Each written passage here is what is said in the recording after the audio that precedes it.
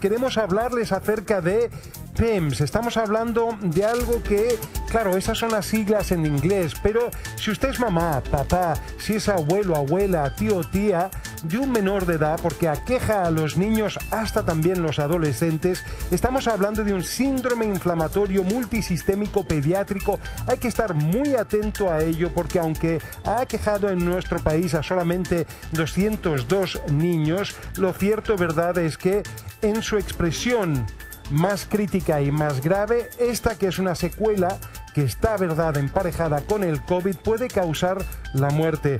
Vamos a estar hablando de todo ello próximamente, pero primero brindarles un contexto en el siguiente informe. Hermano, acá te vengo a ser muy sincero, de verdad este rapero es que no es nada bueno. Recuerde, el pasado y ahora el futuro está eliminado. Tenía solo 16 años y era fanático del canto y del freestyle. Las estrictas cuarentenas lo alejaron de sus amigos. Por eso, cuando la ciudad salió del confinamiento, no dudó en reunirse con sus amigos. Nunca tuvo síntomas de COVID, pero de la noche a la mañana otros síntomas alertaron a su madre. El Emilio la primera semana de enero comenzó a salir, andar en bicicleta, juntarse con amigos. Y el día 21 comienza con un dolor en las piernas como sensación de quemadura. Ese fue como uno de los primeros síntomas. Al día siguiente se fue agregando dolor en la otra pierna, en los muslos, y de ahí finalmente el día domingo es cuando yo ya llevo al Emilio a la urgencia con un dolor tan grande que no podía caminar, lleno de manchas rojas en todo su cuerpo. Y el día sábado ya comenzó con fiebre, el día domingo ya la fiebre no se podía bajar con paracetamol. Así que es cuando yo decido ingresarlo a la urgencia del hospital de Puerto Montt a las 5 de la tarde. Nos atienden a las 9 de la noche. Le realizan los primeros exámenes de sangre y de orina, los cuales salieron alterados, y el doctor me informa que el Emilio iba a tener que quedar hospitalizado producto de que se observaba una rotura de los músculos por un ejercicio excesivo. Y el tratamiento era suero y hospitalizado mínimo 10 días, pero para hospitalizarlo tenía que haber una cama y cama no había disponible en el hospital. Lorena llevó a su hijo al hospital de Puerto Montt, donde quedó en observación. Con el paso de los días, el adolescente no mejoraba. Las manchas cubrían completamente su cuerpo y la fiebre no bajaba, pese al paracetamol que le suministraban. Y yo empecé a notar que el Emilio se iba agravando cada vez más, que cada rato se asociaba, o sea, se agregaba algo. Y cuando le pregunto al médico me dice que mientras no haya cama no pueden tomar exámenes. Desesperada pidió el alta de su hijo para llevarlo a una clínica, pero por los altos costos tuvo que volver al hospital. Ese día ingresé con él a las 9, esperamos hasta las 5 de la mañana atención, nos vinimos a la casa porque el Emilio ya estaba cansado, estaba vomitando, lloraba, que se quería venir, que no quería estar ahí. Y es en ese momento que al día siguiente yo empiezo a llamar dónde me voy, porque no quería volver al hospital sinceramente. Y es cuando me contacto con una ex colega y me dice, vente al hospital de Lanco.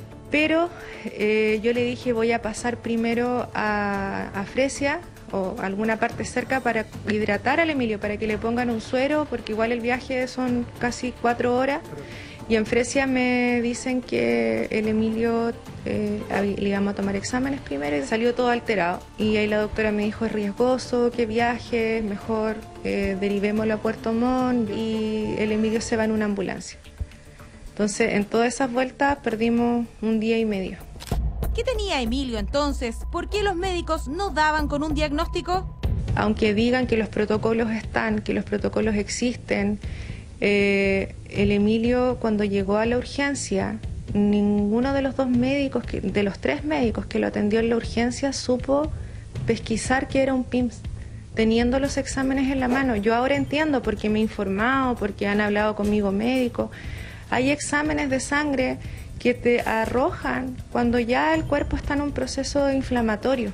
Por lo tanto, si tenían a este niño con las manchas, con los síntomas de PIMS, más el examen en mano en la urgencia, deberían haber pesquisado qué era eso y haber apurado el tema de hacer un ingreso al Emilio en la UCI. No es justo que mi hijo a los 16 años no esté. Por lo tanto, esa es la lucha que tengo en este momento. Y aunque sea un caso para el ministerio, existe y esto está. Pero, ¿qué es este síndrome inflamatorio multisistémico pediátrico? El PIMS o síndrome multisistémico inflamatorio pediátrico es una forma de presentación afortunadamente infrecuente en niños posterior a la infección del COVID-19. Muchas veces esta forma de presentación ocurre aproximadamente unas 4 semanas después de que el niño tuvo el COVID, pero a veces los niños que generalmente tienen cuadros más leves también pueden hacer una infección asintomática, así que eso puede pasar desapercibido. Es importante estar alerta de los síntomas porque este síndrome también les da a los niños que tuvieron coronavirus pero que no manifestaron ningún síntoma de la enfermedad.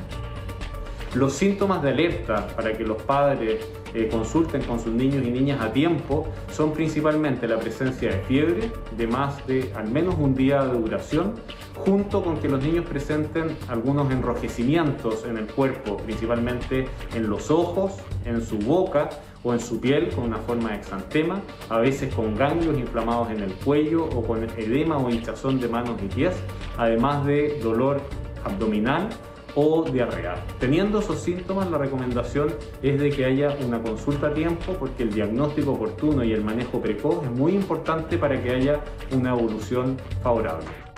Según informó la Sociedad de Pediatría, en lo que va del año 202 menores han presentado la enfermedad desde junio del año pasado hasta ahora y entre enero y marzo de este año se han detectado 16 casos.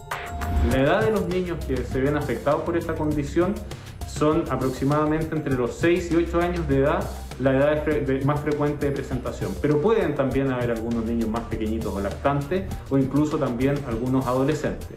No lo hemos visto como forma de presentación en adultos, pese a que hay algunos escasos reportes internacionales que podrían mencionar esta posibilidad. Desde el MinSal informaron que desde julio del año pasado existe un protocolo para tratar a los menores que padezcan del síndrome, enfermedad poco común que en la mayoría de los casos requiere de hospitalización y que en otros, como en el caso de Emilio, puede provocar la muerte. Como Ministerio de Salud, hace varios meses atrás, cuando empezaron a aparecer los primeros casos, se desarrolló un protocolo que fue distribuido en toda la red hospitalaria. Este protocolo fue elaborado en base a las recomendaciones que nos hizo la Sociedad Chilena de Pediatría para la atención de estos pacientes.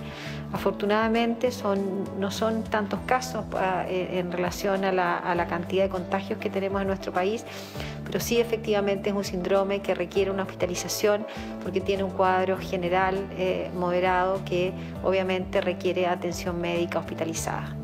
No sacan nada con entregar un protocolo si esa información no la bajan al resto del personal de salud, si no se capacita a la gente, si los padres no estamos en conocimiento de esto, porque aunque sean 2 casos o un caso en el mes a lo largo de Chile, existe. Por lo tanto, no me deja de molestar el que digan que porque son pocos casos no le tomen la importancia. Y la forma más importante de prevenirlo son las medidas de prevención que ya conocemos para el COVID. El uso de mascarillas, el lavado de manos, la distancia social, la ventilación de los espacios y mantenernos en casa si es que no es necesario o mantener a nuestros hijos en casa si es que están enfermos es la mejor forma de prevenir el COVID para que no tengan la posibilidad de tener esta forma de presentación que, como les digo, puede ser grave, pero afortunadamente es infrecuente. Recomendaciones que no hay que dejar de lado, menos ahora que llevamos días superando los 5.000 contagios diarios de coronavirus y que hasta que no se vacune el 80% de la población no existirá inmunidad de rebaño.